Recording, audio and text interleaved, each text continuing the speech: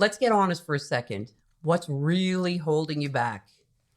You might think it's your circumstances or someone else's actions or just bad timing.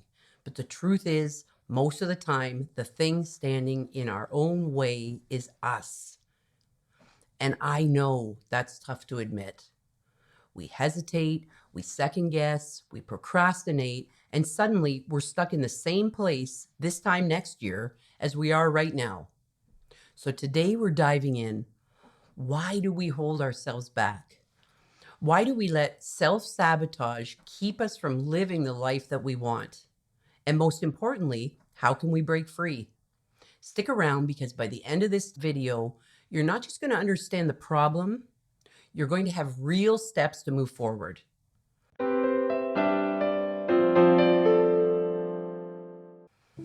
All right, here's what we're tackling today. That invisible chain that pulls you back every time you try to move forward. Maybe it's fear, doubt.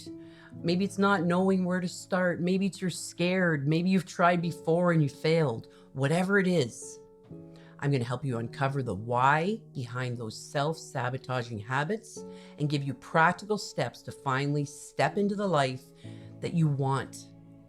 Does this sound good? Let's get started. Here's the thing. You're not alone in this. So many of us get stuck in patterns of self-doubt, fear, hesitation without even realizing it. One question I love to ask my clients is, what are your dreams? One of my clients dreamt of making her love for photography into a career.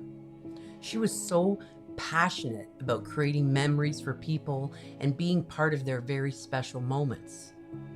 But she didn't believe that this was credible work or that she could actually make enough money doing it. She's highly educated. She worked her way up in the corporate ladder, but she wasn't happy. She wasn't fulfilled in the work that she was doing. Deep down, she didn't believe she deserved that kind of happiness in her work life. And she didn't want to be perceived as a failure if she decided to make a career change. Today, she's a full-time photographer. She's earning less money than she was. She's growing her business, spending more time with her family, and she tells me that she's truly never been happier. Research shows that many of us hold ourselves back in one way or another, but those who work to overcome these blocks go on to live more fulfilled, purpose-driven lives. So let's talk about how you can do the same. What can we do about this? Number one, challenge your inner stories. First, let's get real about the stories that we're telling ourselves. We all have inner narratives, beliefs that influence every choice we make. Maybe you're telling yourself, I'm not enough, or people like me just don't succeed. These thoughts often come from others' opinions or from past experiences. Take a moment and write out any beliefs that seem to hold you back. Once they're on paper, you can start questioning them. Ask, is this even true? Whose voice is this? You'll find that many of these limiting beliefs have no real foundation and they're long overdue for an upgrade. Number two, replace criticism with compassion. We are our own worst critics. That little voice can sometimes be harsher than anything we would ever say to anyone else. The next time you catch yourself with a negative thought like, I'll never be good enough, pause. Shift to a more compassionate tone, just as you would with someone you care about. Replace that self-criticism with kindness. Try saying, I'm a work in progress. I'm learning. I'm growing. Compassion toward yourself, it isn't just comforting. It's essential to breaking down those mental barriers that are keeping us stuck.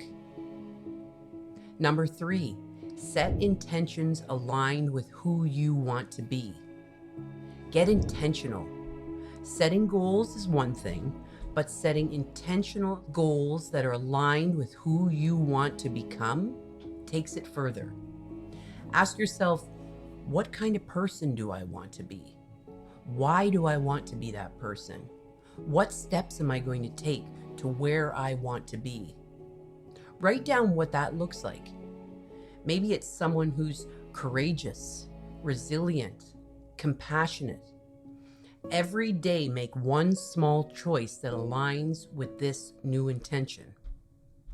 And over time, these choices will begin to reshape your identity, aligning your actions with the person that you truly want to be. Number 4, practice gratitude and recognize progress. The path to change can feel long and daunting. It's imperative that we celebrate the small wins so that we stay motivated.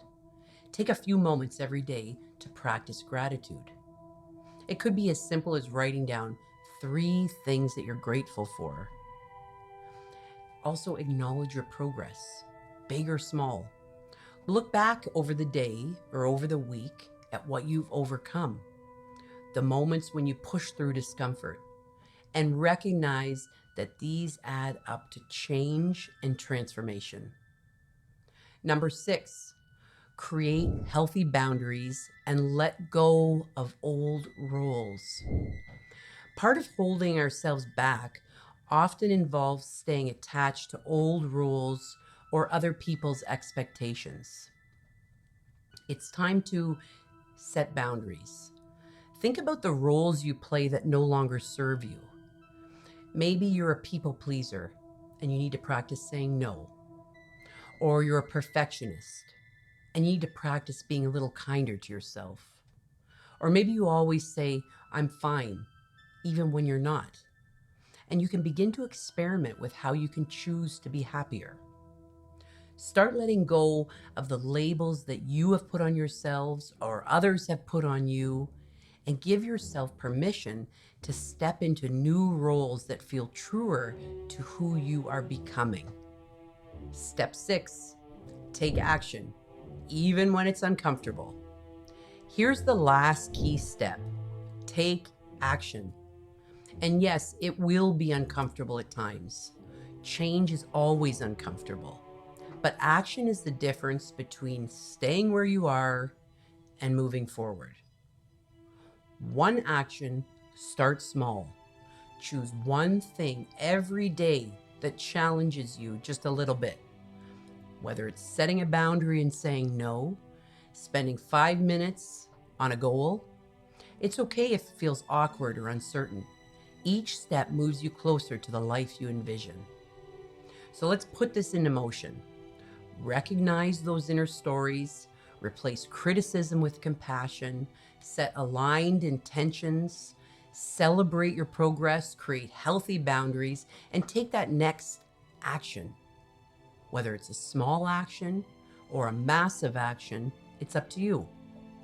You'll find that the more steps you take, the less you're holding yourself back, and the more your life aligns with who you truly are. This isn't an overnight fix, but by tackling these steps one at a time, you're laying down a solid foundation to stop holding yourself back. The goal here is for you to finally take control, to stop sabotaging your progress, and to start showing up for yourself. And if you're ready to step it up, you can watch this video. You must stop putting up with these 5 behaviors and learn how to take back control of your life by setting boundaries that actually work.